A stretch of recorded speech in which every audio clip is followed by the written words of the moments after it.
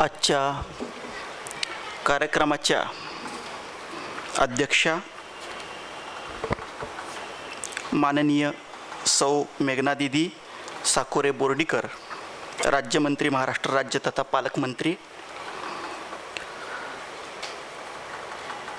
माननीय श्री विलासराव देशपांडे, सावरकर विचार मंच या संस्था संघटना याचे सर्व पदाधिकारी, सदस्य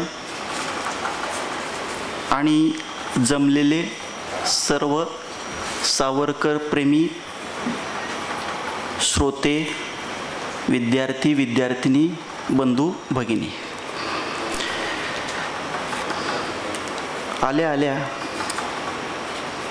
एक गोष्ट मला अशी लक्षात आली की आल्या आल्या जे स्वागत झालं किंवा कार्यक्रमाची जी सुरुवात झाली तीच मुळात सावरकरांच्या एका देशभक्ती गीताने झाली. छोट्या छोट्या विद्यार्थिनी आहेत, तरुण आहेत, 10वी 12वीचे असतील. त्यांनी अतिशय सुंदर त्या गीताचं गायन केलं. मला खूप आनंद झाला. तसेच आत्ता स्पर्धेची माहिती सांगण्यात आली, त्याचं रिपिटेशन मी करत नाही, पण स्पर्धेत भाग घेतलेल्या सर्व विद्यार्थ्यांचं विद्यार्थिनींचं मी कौतुक करतो. आणि ही गोष्ट मला विशेषच भावलेली आहे की 40 पैकी 35 विद्यार्थिनी होत्या. ही गोष्ट एका अर्थाने सूचित करणारी आहे की कालप्रवाह कुणीकडे चाललेला आहे. आणि हे चित्र असं समजू नका की इथंच आहे, सगळीकडं थोड्याफार प्रमाणात आहे. मी ज्या कॉलेजला शिकवतो, नाशिक KTHM कॉलेज, तिथंसुद्धा माझ्या असं लक्षात येतं की 60% जास्त मुली आहेत, मुलं 40 वगैरे आहेत. लक्षात आलं का? म्हणजे हा जो प्रवाह चालला आहे या दिशेनं, ती दिशा आता स्पष्ट व्हायला हरकत नाही आणि ही चांगली गोष्ट आहे. अर्थात मुलांनी पण मागं राहावं असं माझं अजिबात मत नाही आहे. मुलांनी पण पुढं यायला पाहिजे. एक काळ असा होता की मुलींसाठी शाळा काढणं हे करावं लागलं समाजसुधारकांना, खास मुलींसाठी, कारण मुलींना शिकण्याची संधीच नव्हती. आता असं नको व्हायला की लगे मुलांसाठी शाळा काढायची वेळ आली, असंही नको व्हायला. सगळ्यांनीच शिकलं पाहिजे. ठीक. तर आजच्या समारंभाचा जो थीम आहे, आजची विषय आहे, तो साहित्यिक सावरकर असा आहे. जेव्हा आयोजकांकडून मला फोन आला तेव्हा त्यांनी सांगितलं आम्ही असे असे कार्यक्रम करतो आणि त्याची ही या प्रकारची थीम आहे. मी त्यांना सांगितलं मी सावरकर साहित्य वाचलेलं आहे, काही प्रमाणात अभ्यासलेलं पण आहे, पण तरीसुद्धा ज्याला आपण म्हणू की सावरकरांचा साहित्यिक म्हणून अभ्यास आणि साहित्याचं मूल्यमापन वगैरे वगैरे ही जी क्षेत्र आहेत, हे काही माझं क्षेत्र नाही, हे मी त्यांना सांगितलं. मी अभ्यास केलेला आहे.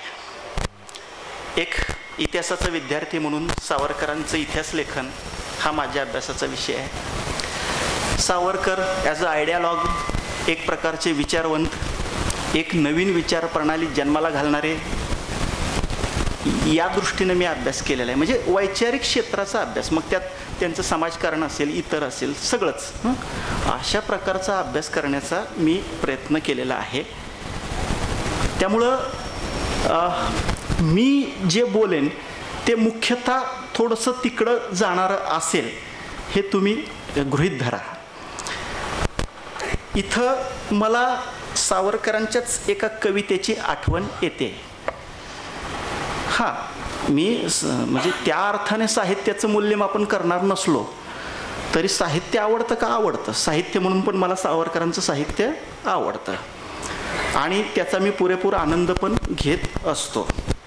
तर त्यातली एक रवींद्रनाथांवरची कविता आहे, तुम्ही बऱ्याच लोकांनी वाचलेली पण असेल. रवींद्रनाथांना ज्या वेळेला आंतरराष्ट्रीय पारितोषिक प्राप्त झालं त्यावेळेला सावरकर अंदमानात होते. त्यांना खूप आनंद झाला. तर तिथं त्या कवितेत अशी एक कल्पना आलेली आहे की सावरकर, त्या कवितेत ते स्वतःच म्हणतात बरं का, म्हणजे असे सांगतो तुम्हाला की जणू काही एक बाष्पयंत्र आहे, म्हणजे आगगाडी समजा, त्यावेळेला ते बाष्पावर चालायची. आणि मग मी पण त्या गाडीनं प्रवास करतोय जी देशमातेकडे चाललेली आहे. पण मग मी कुठं बसलोय, अर्थातच जो काही कवींचा डबा असेल त्यात बसेन ना. मी कवी आहे मूलतः, कवींचा डबा आहे तिथं बसेन. पण पुढं असं झालं की देशमातेनं असं सांगितलं की अरे पुढे जिथं इंधन, आता तुम्हाला माहीत असेल की पूर्वी जे बाष्पावर चालणारे किंवा हे जे होत्या ना आगगाड्या, त्या ह्याच्या असायच्या बघा, कोळशाच्या. तर तिथं गरज आहे, इंधनाची गरज आहे. आणि मग तिथं इंधन टाकण्यासाठी म्हणा किंवा स्वतःच इंधन होण्यासाठी मी गेलो. आता ही कल्पनाच किती भव्य आहे बघा. म्हणजे ज्याची मूळ प्रेरणा अशी आहे की तो कवी मनाचा माणूस आहे. पण त्यांनी पण स्वतः एक ठिकाणी म्हटलंय बरं का की मी वृत्तीने कवी आहे, परिस्थितीने मला राजकारणी बनवलेलं आहे. मग कवी मनाचा माणूस आहे, तो त्या डब्यात बसलेला आहे, त्याला तेच करायचं आहे आयुष्यभर. काव्य हाच त्याचा प्राण आहे. पण पुढं असं झालं की इथं माता, म्हणजे भारत मातेविषयी बोलत आहेत की ती स्वतःच पारतंत्र्यात आहे. मग आता काय करायचं, मग तिथं काही समिधा टाकावं लागतील. एवढंच नाही तर प्रसंगी स्वतःचीच आहुती द्यावी लागेल, असा एकूण त्या कवितेचा आशय आहे. म्हणजे तुमच्या लक्षात आलं असेल की सावरकरांचं साहित्यसुद्धा असं स्वैर साहित्य नाही आहे. त्यांचं सगळं जीवनच ज्या गोष्टीला वाहिलेलं आहे ना, तिकडंच साहित्य पण वाहिलेलं आहे. मग ते देशभक्ती असेल, मग ते समाज सुधारणा असेल, मग ती मानवतेची सेवा असेल, हे सगळे त्यांच्या आयुष्याचे जे भाग आहेत ना, तिकडंच त्यांचं साहित्य चाललेलं तुम्हाला दिसेल.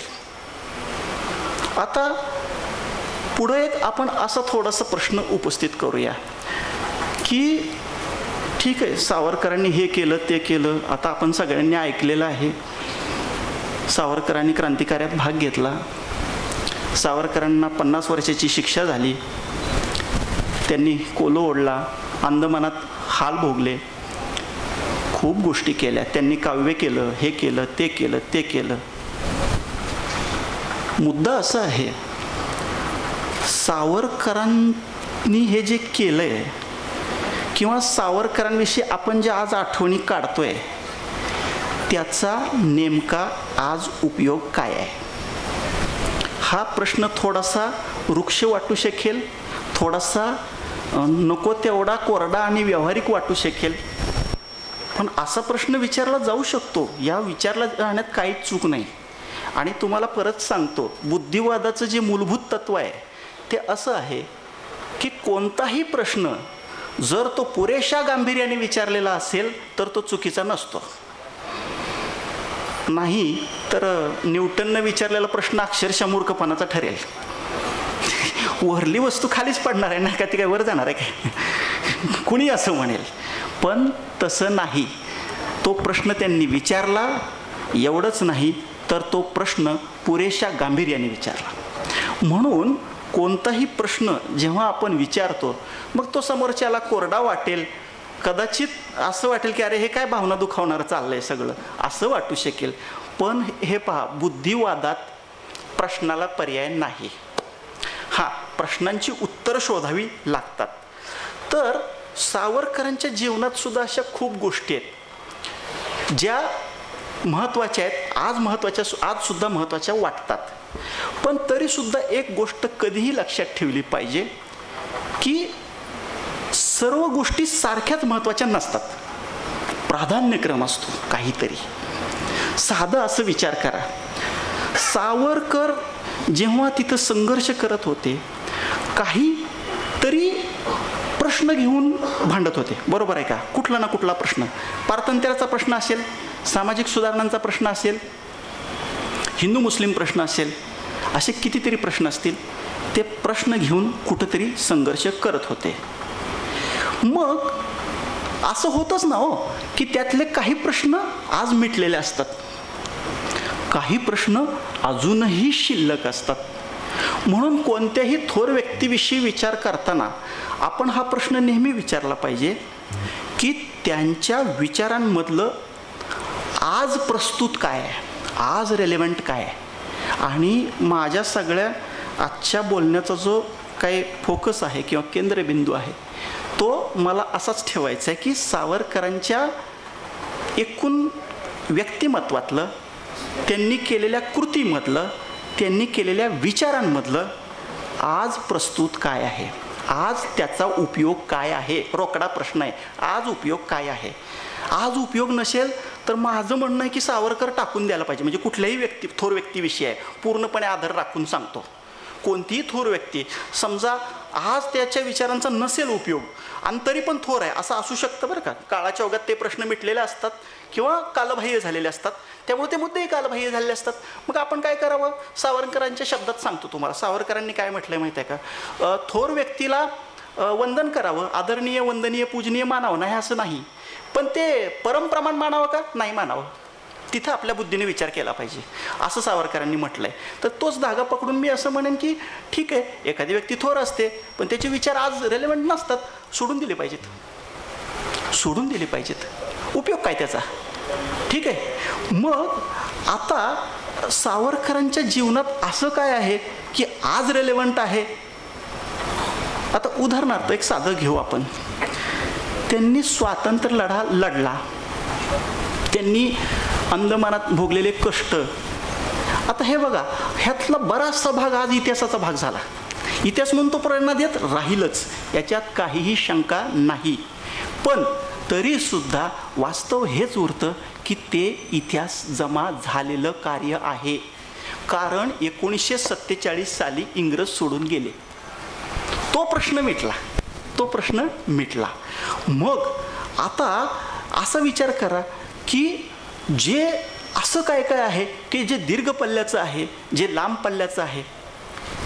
आता हे पहा, आपण सुद्धा इथल्या आता ह्या संस्थेचं नाव आपण काय ठेवलंय, सावरकर विचार मंच.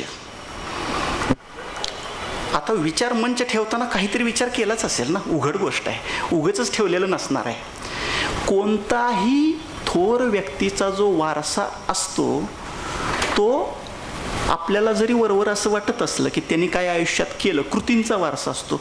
तुम्हाला सांगू का, कृतींचा कमी असतो. कृतीपेक्षा कृतीच्या पाठीमागं जे विचार असतात त्याचा वारसा असतो तो. कारण कृती कसं असतं, कधी कधी वरवर फार सारख्या वाटतात हो. सावरकरांनी एकेकाळी तिकडून इकडं पिस्तुलं पाठवली आणि आज पण ते दाऊद इब्राहिम सारखे लोक इकडं शस्त्रास्त्र पाठवतात. कृतीबरोबर पाहता सारख्याच वाटतील एखाद्याला, असं नाही का होणार. परंतु आपण काय त्या दोघांची तुलना नाही करत. का नाही करत, साधी गोष्ट आहे, त्याच्या मागे एक भव्योदात्त विचार आहे सावरकरांच्या कृतीमागं.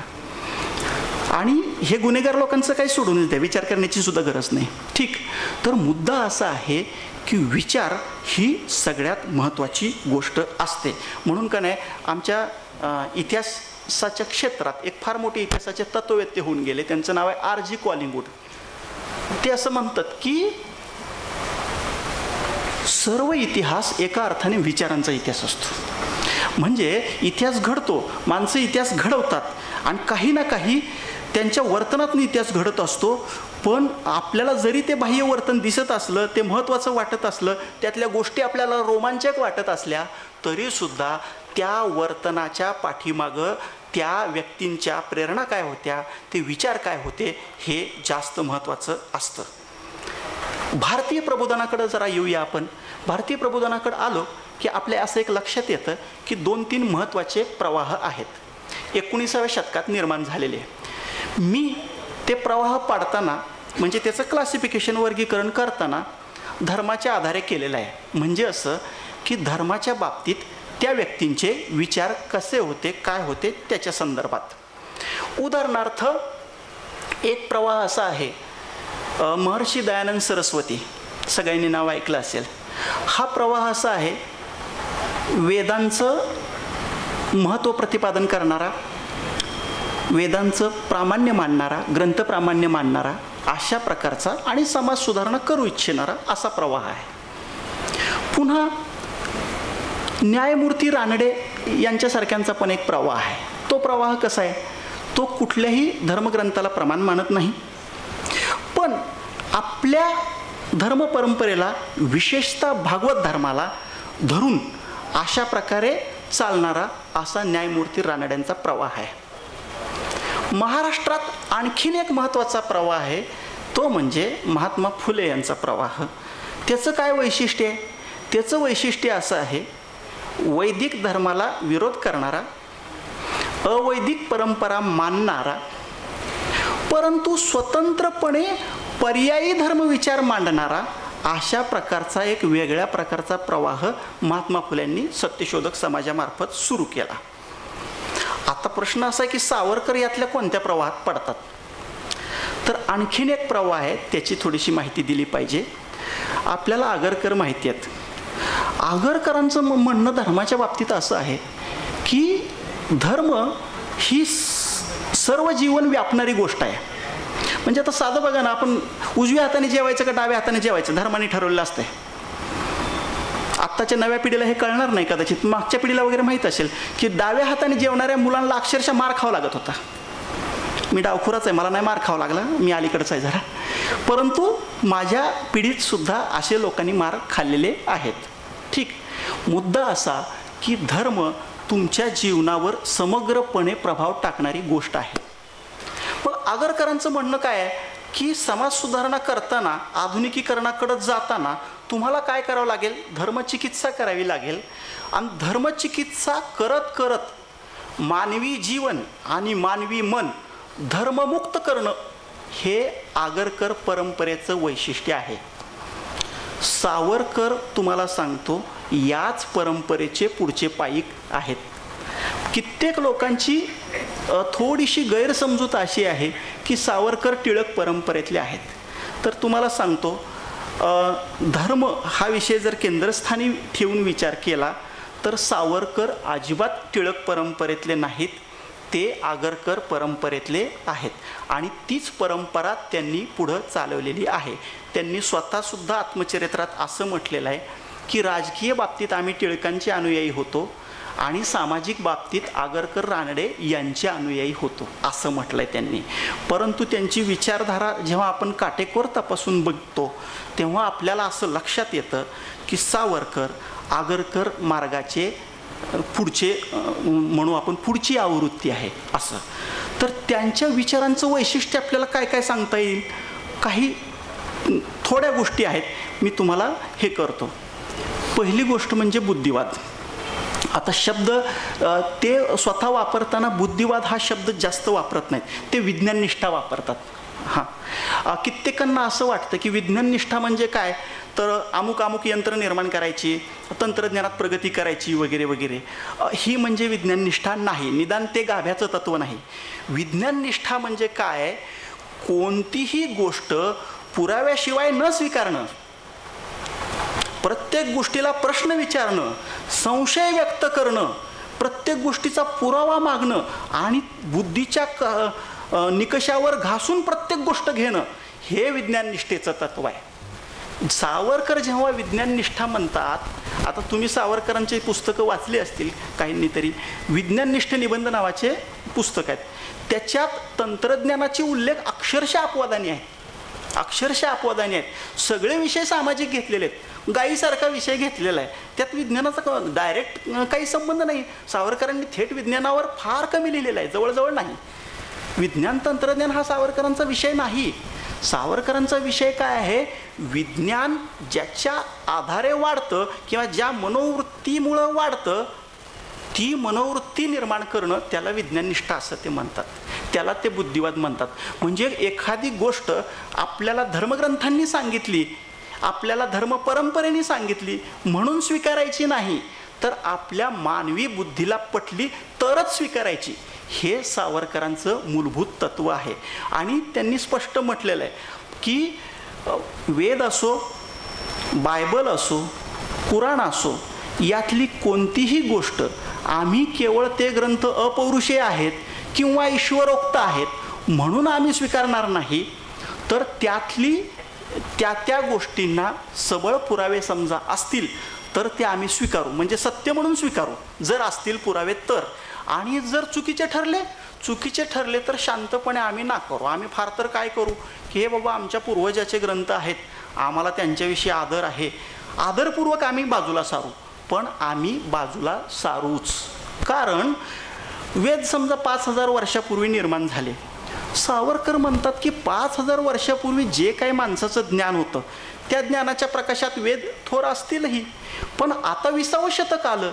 20व्या शतकाच्या प्रकाशात तुम्ही जर असं म्हणाल की वेदात सर्व काही ज्ञान साठवून ठेवलेलं आहे तर हे होणे नाही, हे शक्य नाही. सावरकर म्हणतात की अशा प्रकारे आपल्याला जुने ग्रंथ घेऊन पुढे जाता येणार नाही. एके ठिकाणी तर त्यांनी एवढ्या धारदारपणे म्हटलेलं आहे की एखादा माणूस जर फार बढाई मारायला लागला की आमचे ग्रंथ 5000 वर्षापूर्वीचे जुने आहेत आणि आम्ही आजही त्याच्यानुसार चालतो, तर सावरकर त्याला इतकंच म्हणतात की बाबा रे, तू 5000 वर्ष मागे आहेस. आता एकेकाळी आपले पूर्वज समजा काय बैलगाडीतून किंवा घोड्यावरूनच जात असतील म्हणून आजही त्याच वाहनाने प्रवास करावा का? यंत्रयुग आलं आहे ना, नव्या वाहनाने प्रवास करा असं नाही चालणार. त्या काळाच्या दृष्टीने त्या पूर्वजांनी काही थोर कार्य केले असतील, ती गोष्ट निराळी. पण याचा अर्थ असं नव्हे की त्यांचा शब्द न शब्द आज प्रमाण मानावा. म्हणून सावरकर धर्मग्रंथ, धर्मपरंपरा, थोर व्यक्ती ह्या सगळ्यांची प्रामाण्य नाकारतात आणि स्पष्टपणे सांगतात की आपल्याला इथून पुढं मानवी बुद्धीचा आश्रय घ्यावा लागेल. यांचं प्रामाण्य, यांचं पावित्र्य ते साफ नाकारतात. हां, मग ते स्वीकारतात काय की ठीक आहे बाबा, 5000 वर्षापूर्वी आमच्या ऋषी लोकांनी एवढी किती म्हणजे छान ऋचा गायल्या वगैरे याच्याविषयी मला आदर आहे. सावरकरांना होता, शंकराचार्यांपासून ते सर्व ऋषीवर्यांपर्यंत सगळ्यांविषयी आदर आहे. अगदी येशूविषयी पण त्यांनी आदर व्यक्त केलेला आहे. कारण शेवटी ते असं विचार करतात की येशू तरी काय, शेवटी एका मानवी इतिहासाचा एक भाग आहे ते सुद्धा, आणि त्या काळात त्यांनी काही कर्तृत्व केलेलं आहे. आदर आहे का? आहे. पण प्रामाण्य आहे का? नाही. इतकं स्पष्ट आहे. म्हणजे प्रामाण्य बुद्धी जिथं जिथं आहे ना ती नष्ट केली पाहिजे. प्रामाण्य बुद्धी नष्ट करा आणि बुद्धी प्रामाण्य वाढवा, हे सावरकरांचं महत्त्वाचं सूत्र आहे. त्याच्यातनंच निष्पन्न झालेली एक पुढची गोष्ट सांगतो. त्यांचा एक लेख आहे 2 शब्दात 2 संस्कृती. त्या लेखाचा मुद्दाम उल्लेख करण्याचं कारण असं आहे की अलीकडच्या काळात काय झालं, थोडंसं संस्कृती या विषयावर बोलताना बऱ्याचदा मंडळी असं करतात की आपली संस्कृती थोर होती, ठीक आहे, आजही ती थोरच आहे आणि पाश्चात्य संस्कृती काहीतरी कनिष्ठ दर्जाची आहे वगैरे वगैरे असं बोलण्याची पद्धत आहे. आता सावरकरांचं मत ह्याच्याविषयी काय आहे? सावरकरांना असं वाटतं की ठीक आहे, 5000 वर्षापूर्वी आम्ही प्रगत होतो आणि त्याचे पुरावे पण आहेत. आता समजा काय, सिंधू संस्कृतीत आपल्याला बंद गटार सिस्टीमपासून सगळ्या गोष्टी आढळतात. संस्कृती आणि सभ्यता दोन्ही गोष्टीत आपण पुरेसे प्रगत होतो. आणि त्यावेळेला इंग्लंड कुठं होता? ते अगदीच पशुपालक अवस्थेत होता. ठीक आहे, हे सगळं ठीक आहे, पण याचा अर्थ असा नव्हे की 20व्या शतकात सुद्धा इंग्लंड किंवा युरोपियन राष्ट्र सांस्कृतिकदृष्ट्या मागास आहेत आणि आपण मात्र पुढारलेले आहोत. हे खोटं आहे. सावरकर तिथं 2 शब्दात 2 संस्कृती या लेखात दोन्ही संस्कृतींची म्हणजे पाश्चिमात्य संस्कृती आणि भारतीय संस्कृती याची तुलना करतात आणि स्पष्ट निर्वाळा देतात. आज तरी ते आपल्यापेक्षा पुढे आहेत. साधी गोष्ट असं विचार करणार आहे की आपण जर पुढे असतो तर आपण त्यांचे गुलाम झालो असतो का? तुम्हाला असं म्हणायचं आहे का की सांस्कृतिकदृष्ट्या मागास लोकांनी तुम्हाला गुलाम केलं तुम्ही उच्च असताना? सावरकर म्हणतात इथं काहीतरी घोटाळा होतोय. ते मागास नाही आहेत. स्वतःच्या चुका शोधा, त्या कबूल करा. आणि कसं आहे माहीत आहे का, जो समाज स्वतःच्या चुका कधी स्वीकारतच नाही तो समाज प्रगत होऊ शकत नाही. मला आता काल परवा मी आजारी पडले, तेव्हापासून आजारी पडलो, डॉक्टरकडे गेलो, डॉक्टरने काहीतरी गोळ्या औषधं दिली. मी जर आजारी आहे हे अमान्यच केलं की माझ्या शरीराला काहीतरी प्रॉब्लेम झाला आहे हे अमान्यच करून टाकलं तर काय होईल? माझा आजार वाढत जाईल, दुसरं काय होणार आहे? तसं सावरकर काय म्हणतात की तुम्ही केवळ स्वतःचे पूर्वजांचे गोडवे गात आणि त्यांच्या पुण्याईवर जगत बसू नका. आणि ते ग्रेट होते म्हणून आपण आज ग्रेट आहोत असं सांगत बसू नका. स्वतःच्या समाजाचे, स्वतःच्या परंपराचे, मग ते धर्मपरंपरा पण आहेच अर्थात, दोष शोधले पाहिजेत, स्वीकारले पाहिजेत आणि त्याच्यावर जाणीवपूर्वक उपाययोजना केली पाहिजे.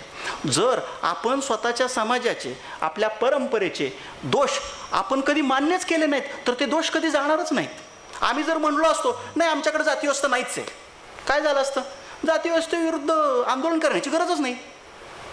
कशाला करायचं मग ते सहभोजनन, कशाला करायचे आंतरजातीय विवाह, कसलं काहीच नाही गरज. कारण का? आमच्याकडे प्रश्नच नाही.